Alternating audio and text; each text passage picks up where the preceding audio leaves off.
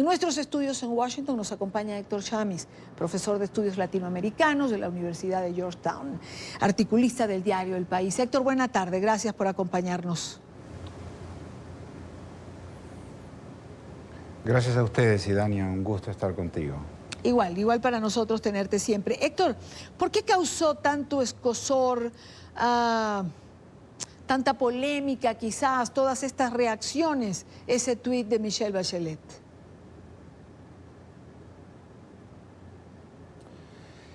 Bueno, en parte porque presunto, cuando su familia, su esposa, sus amigos, sus colegas, de Luis Carlos Díaz hablo, estaban en la calle y en los medios y en las redes reportando su desaparición, es de mal gusto, por decirlo menos. Por el otro lado es extraño, creo yo, porque en el mismo tuit en inglés usan la palabra reported detention, la detención informada, que no es lo mismo que presunto. Presunto es dudar de la veracidad. Otra cosa habría sido decir la informada o la así reportada detención de Luis Carlos Díaz. Curiosamente, el español es el idioma nativo de la alta comisionada, entonces probablemente no sea ella quien los escribe, los tweets, pero por cierto, desafortunado, por decirlo menos, inapropiado, de mal gusto, no debió hacerlo. Y la reacción de la parlamentaria Beatriz Becerra es absolutamente justificada. En Venezuela se encuentra en este momento, Héctor, una comisión enviada por Michelle Bachelet. La pregunta es, ¿por qué una comisión y no ella?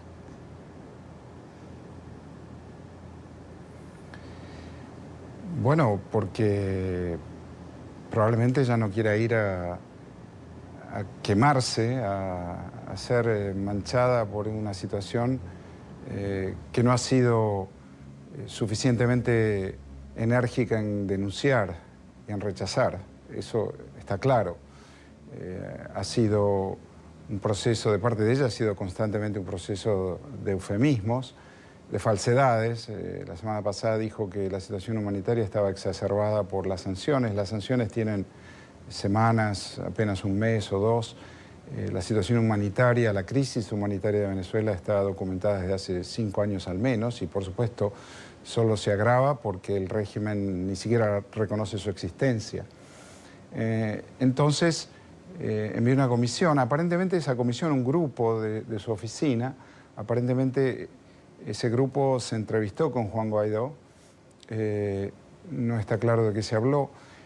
Hay algunos tweets de Tamara Suju, por ejemplo, que dicen que estuvieron en el helicoide y estuvieron en Ramo Verde, pero no fueron capaces de conversar ni entrevistarse con preso político alguno. Solo conversaron con los directores de ambos penales, de ambos centros de detención, lo cual es una misión de derechos humanos manca, pongámoslo así. Entonces quedan dudas, quedan preguntas, queda sí, la falta de compromiso de Michelle Bachelet con los derechos humanos en Venezuela. Con los derechos humanos cuando quien viola los derechos humanos es de izquierda o se dice de izquierda, pongámoslo así. Hombre, los derechos humanos no tendrían que tener color político, son derechos humanos violados. Se violan en la derecha, en la izquierda, pero son derechos humanos y todos frente a ellos tenemos que tener una posición. Sobre todo Bachelet, es decir, que tuvo una posición en la política chilena. Recordemos que su padre fue asesinado, es decir, eso en parte es lo que se le reclama a Michelle Bachelet.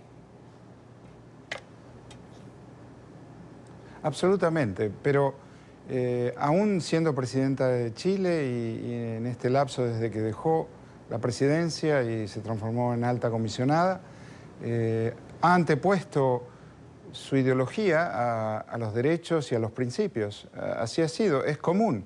La izquierda en América Latina está en una crisis de identidad tan profunda por no poder denunciar los atropellos y violaciones de este régimen, que su futuro como opción política viable va a estar en buena parte en duda. en el futuro político democrático de América Latina. Ahora, Héctor, lo decías en tu artículo en relación a Bachelet, y estuve yo también leyendo sobre eso.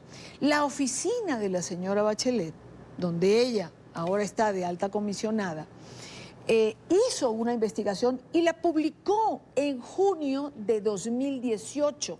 Es decir, ¿no es creíble para ella el trabajo anterior de la propia oficina que hoy preside?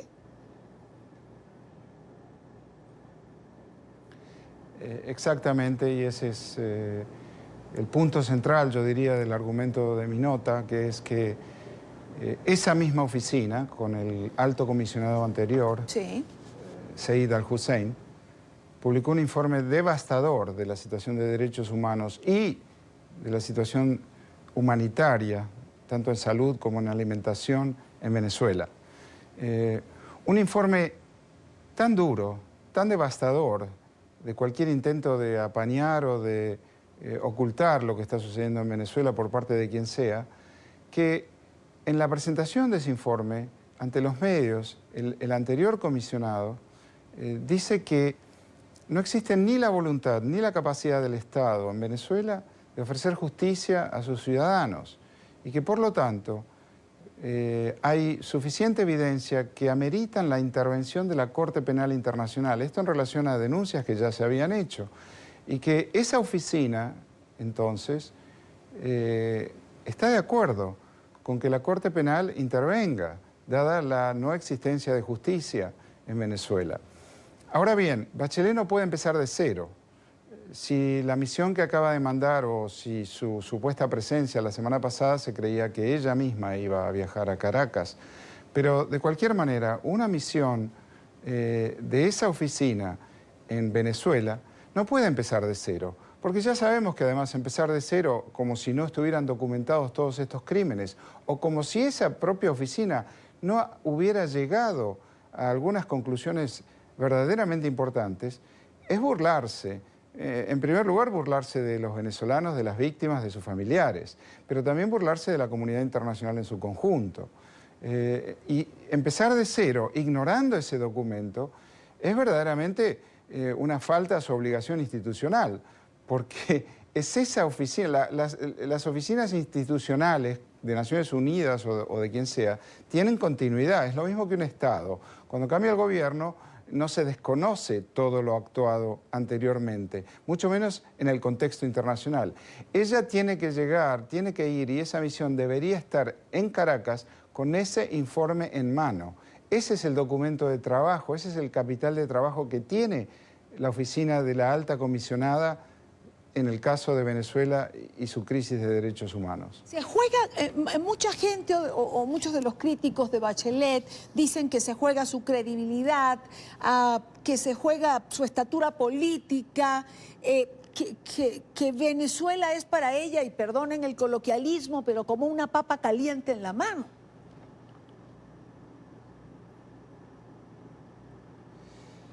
Bueno, pero si no quiere papas calientes, no debería haber aceptado el puesto, para empezar, de alta comisionada de los derechos humanos en las Naciones Unidas. Claro. Yo creo que además arriesga su credibilidad, puede ser, pero más grave que eso es que arriesga la credibilidad del sistema de Naciones Unidas. Porque enviar una misión, ir a Venezuela para hacer nada, para decir nada, para dar marcha atrás a lo que su propia oficina dijo, de vuelta, Idania, en junio, no han pasado ni 10 meses, estamos hablando de junio, 22 de junio de 2018. Está en la página de la oficina de la alta comisionada, ese informe y la presentación oficial por parte del comisionado anterior. Héctor, por otra parte, y poniendo este tema de lado, hay una información de última hora que ha circulado en redes sociales. Y ha circulado porque un grupo de periodistas que la recibimos, decidimos, me incluyo, ponerla en redes sociales porque de alguna manera es como levantar una alerta. Se nos dijo que se produjo una reunión se habría producido una reunión entre representantes de Maduro y de la Sala Constitucional del Tribunal de Justicia en Venezuela. Y que se habría decidido emitir una orden de captura contra Juan Guaidó. Evidentemente no tenemos una prueba más allá de la fuente que nos ha parecido creíble, pero la decisión es que esto debía hacerse público para elevar el costo político de una decisión como esta. Y yo te pregunto, ¿qué costo político tendría que Juan Guaidó fuera puesto preso? Es decir, hasta ahora eso no se ha producido. Nos ha extrañado, hemos hablado de esto 1000 veces, siempre estamos esperando que pueda ocurrir. ¿Qué costo político pudiera tener?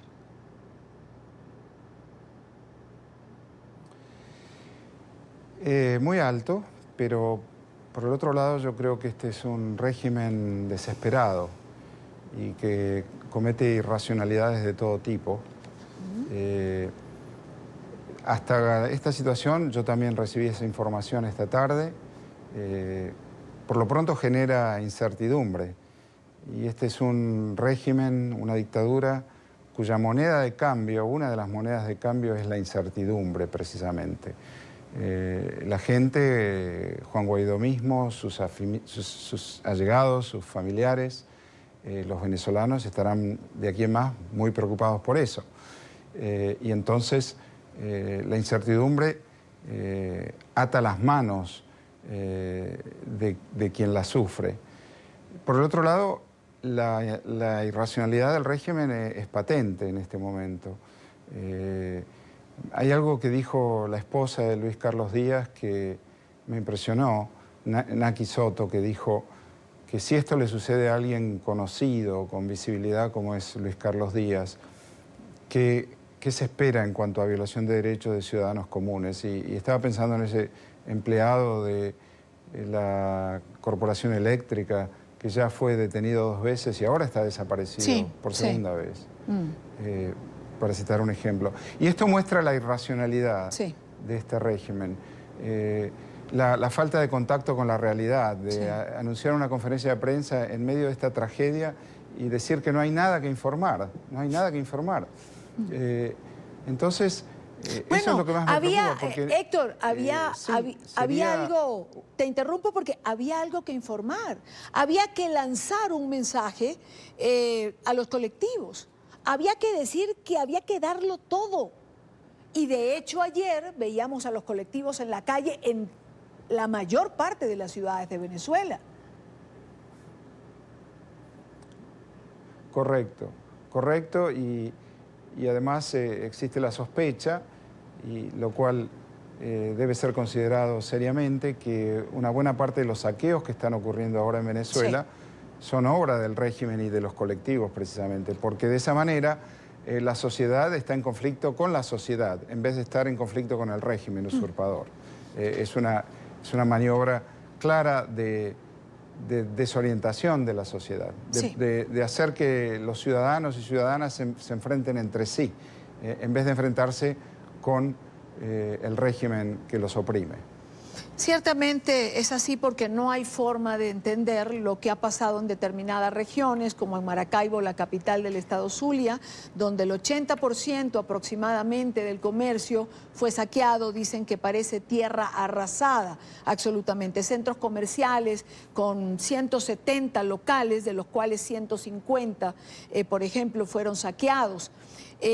Saqueos que ocurrían en la calle, en supermercados o en farmacias, mientras el helicóptero del gobernador del estado Zulia daba vueltas sobre ellos. Es decir, es fácil, ¿no?, llegar a esa conclusión. Supervisando el accionar de los colectivos, justamente. Creo que eso es así. Héctor, como siempre, un gusto tenerte en el programa. Gracias por habernos acompañado la tarde de hoy. Un gusto para mí, Dania. Hasta pronto. Muy buena tarde.